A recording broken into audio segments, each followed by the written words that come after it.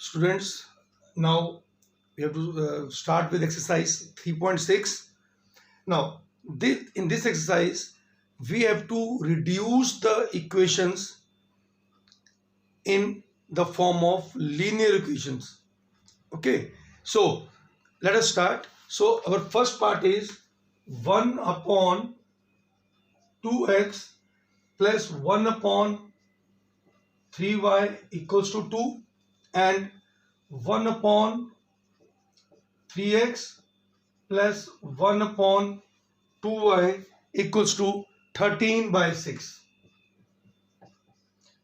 Okay, so here we have to reduce them to linear equations. तो क्या ये अभी linear equation नहीं है? नहीं है. Why? Because here x is in the denominator. So when you bring it to the numerator, it will become x की power -1. So and we know that in the linear equations, the powers of the variables must be 1. So what to do?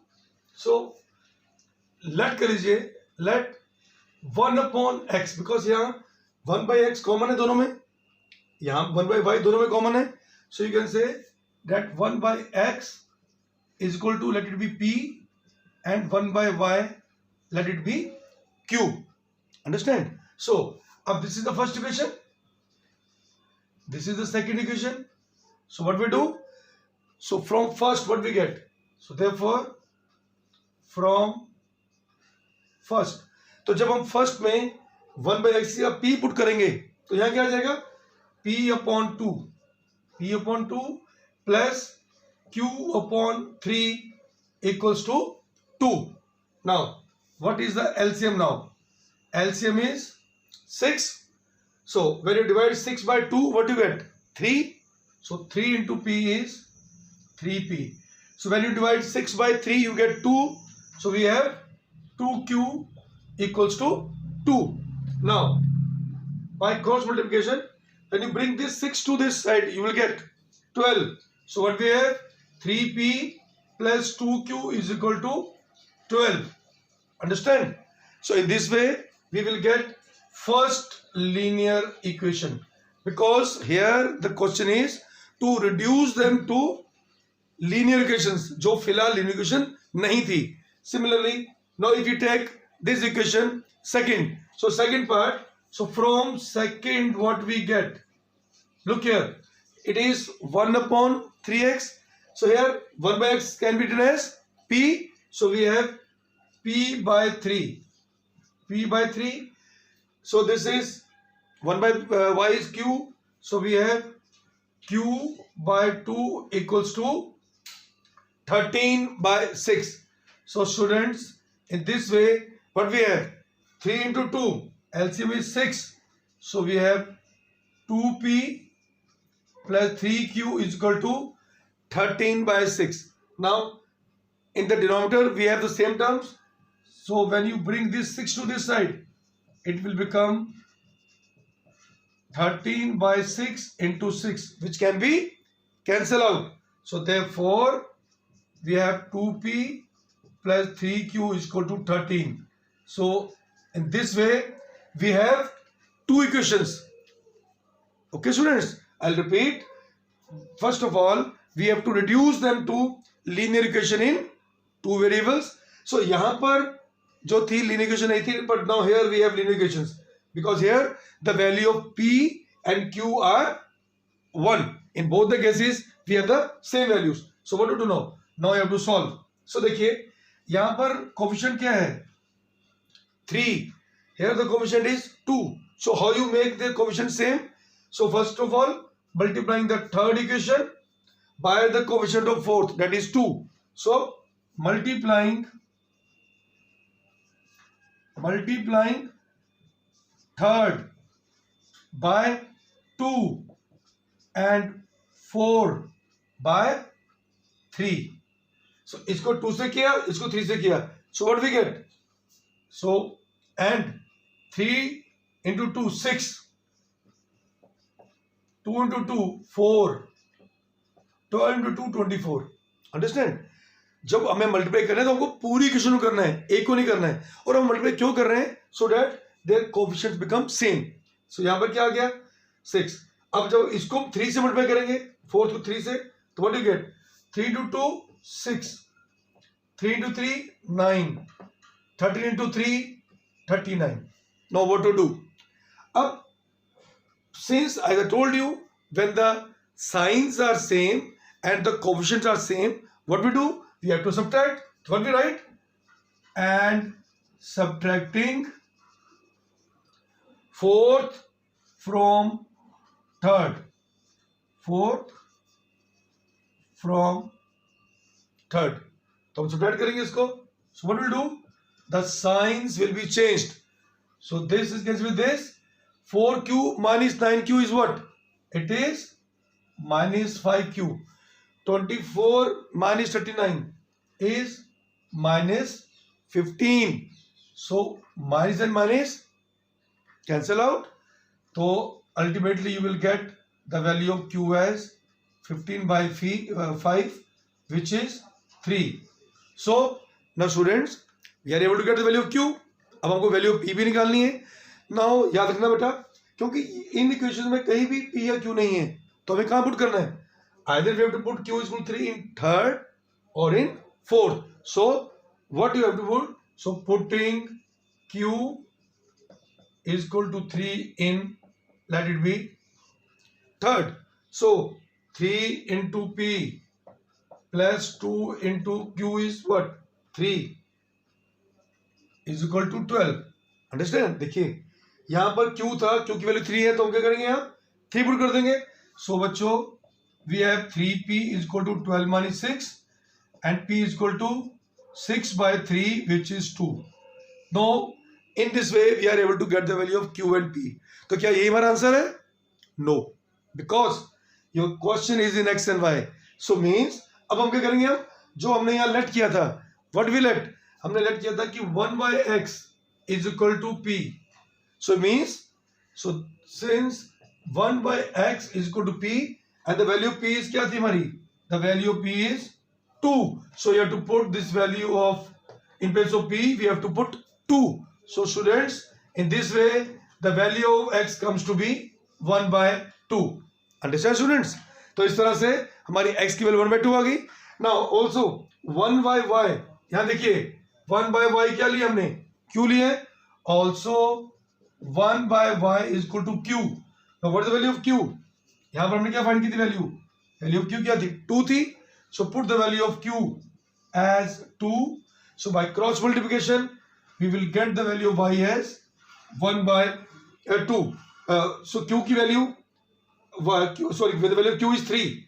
So here in this way we are able to get the value of y as 1 by 3. So it means x is equal to 1 by 2 and 1 is equal to 1 by 3 is the solution of given equation. Solution of given equation. Understand? So in this way, first of all, we have to reduce the equations in the form of linear equations and then change it into the form of x and y. Understand? Now students, the next part. Now here also the equations are not in the form of linear equations because यहाँ पर तो value भी वैसे root आ गया है. So method is same. The terms which are common हम उन्हें लेट कर लेंगे. ठीक है? अब बताओ इसमें क्या कॉमन है? सोचिए.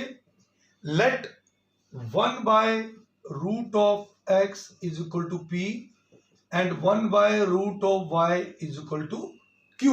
क्योंकि इन दोनों में यहाँ भी 1 बाय रूट एक्स है, यहाँ भी 1 बाय रूट एक्स है, यहाँ 1 बाय रूट वाई है, यहाँ भी 1 बाय रूट वाई है. सो क्या आएगा? So from first what we get? So from equation first we get in place of 1 by root x, जब हम p पुट करेंगे तो क्या आ जाएगा? 2p plus 3q is equal to 2. So in this way we will get first linear equation. Next 4 into p minus, यहाँ पर minus दिया आपको, so minus 9 into q is equal to -1. So students, इस तरह से we have two linear equations. अब देखिए इनमें किसी में कोफिशिएंट सेम है? नहीं है सेम. तो what to do? here we have 4. अब क्या हम इसको 4 कर सकते हैं? Yes, we can. How?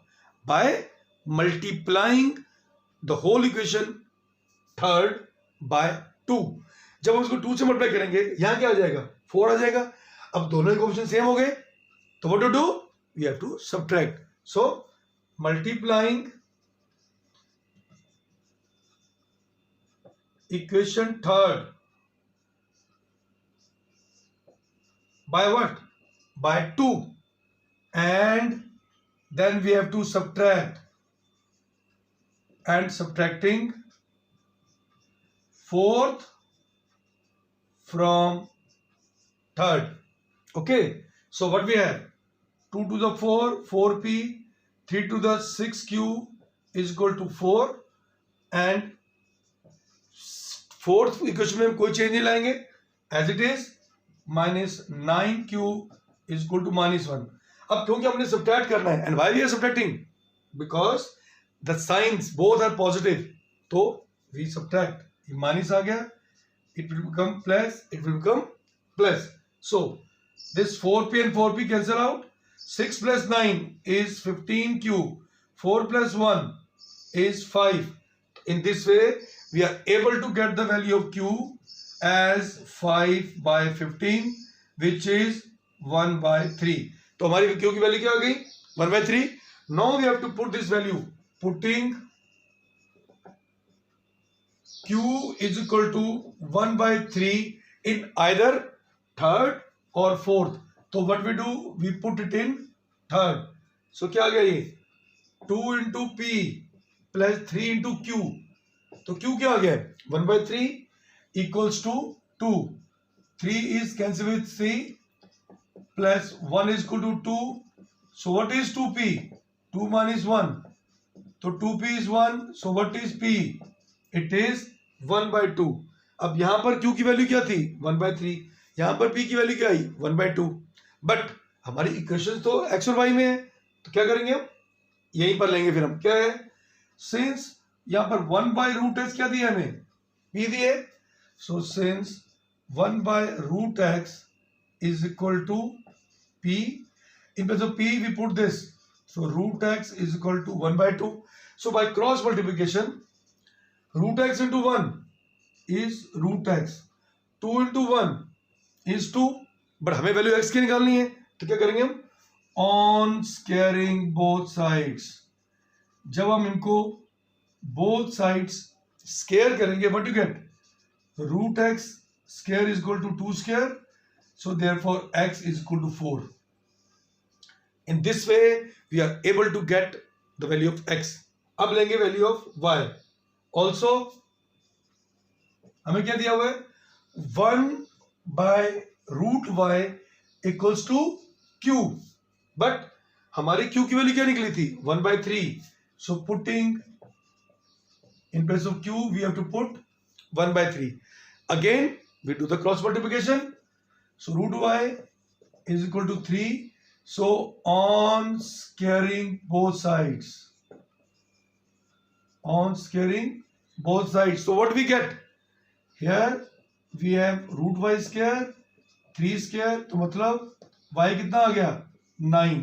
So therefore x is equal to 4, y is equal to 9 is the solution of given equations. तो बेटा याद रखना कि हमने जब भी करना है, first of all we have to reduce them in the form of linear equations. Understand? Now the third part, look here.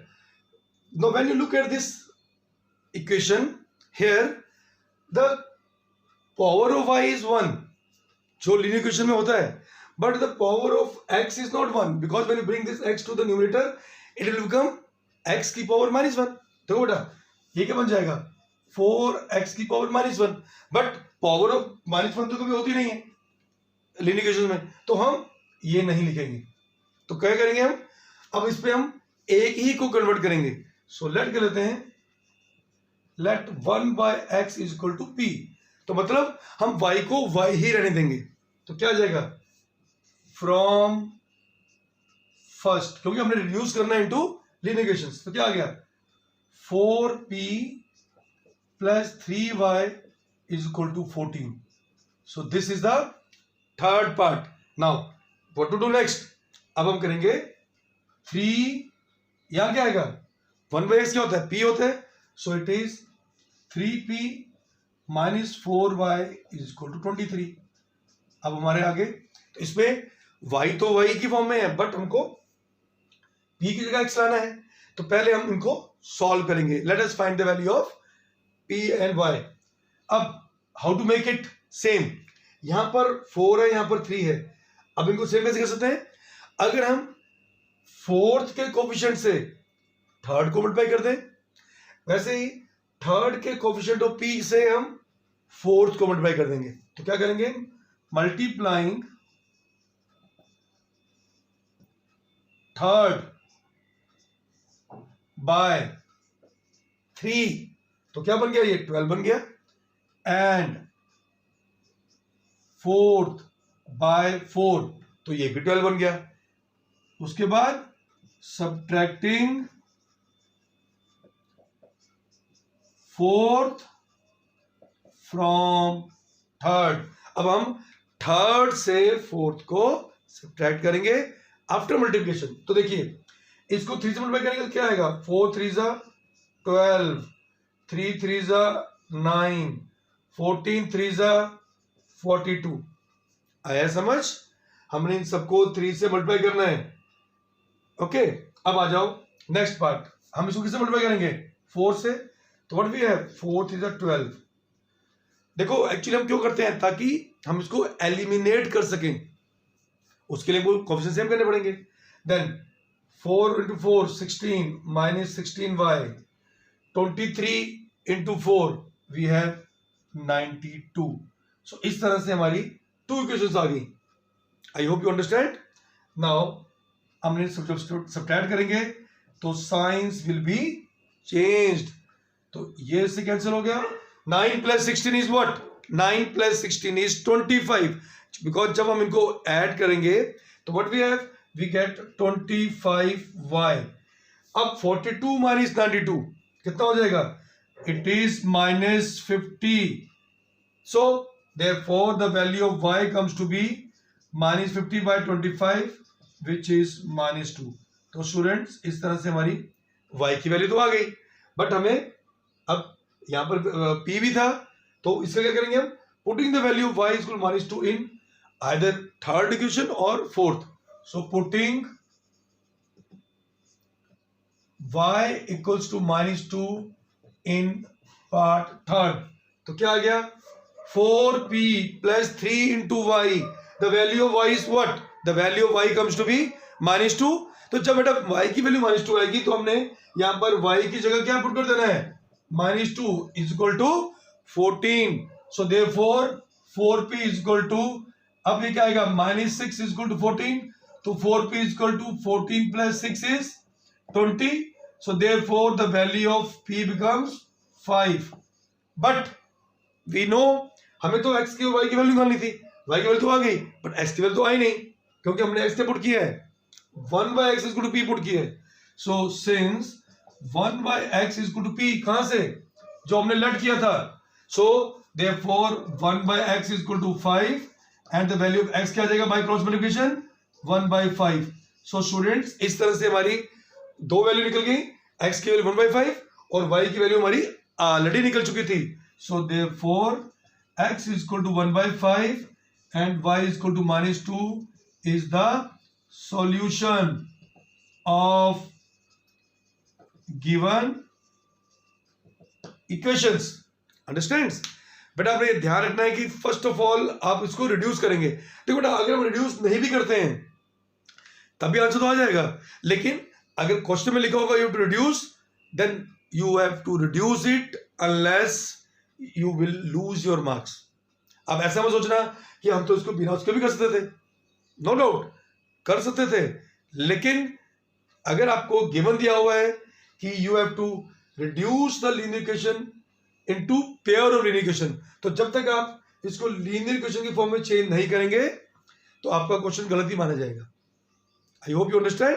Now students the next part, here the same case is here also. ये equation भी आपकी linear equation in two variables की form में नहीं है, तो यहां भी देखेंगे what is common in both the equations. In this equation first and second 1/x-1 यहां भी है और 1/x-1 यहां भी है, हम इसी को लेट कर लेंगे। So let 1/x-1 is equal to p and 1/y-2 is equal to q. So from first what you get, from first up 1/x-1 is p put करेंगे तो क्या बन जाएगा 5p plus in place of this what you get 5p and it is 1 q equals to 2। ये हमारी आ गई third equation.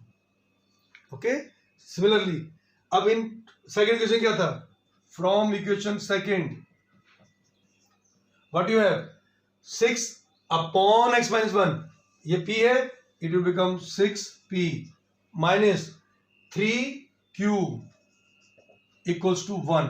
तो इस तरह से बच्चों we have two equations. Now अब यहां पर क्या कोएफिशिएंट सेम है, नहीं सेम है, बट जब तक कोएफिशिएंट सेम नहीं होगा वी कांट सॉल्व इट।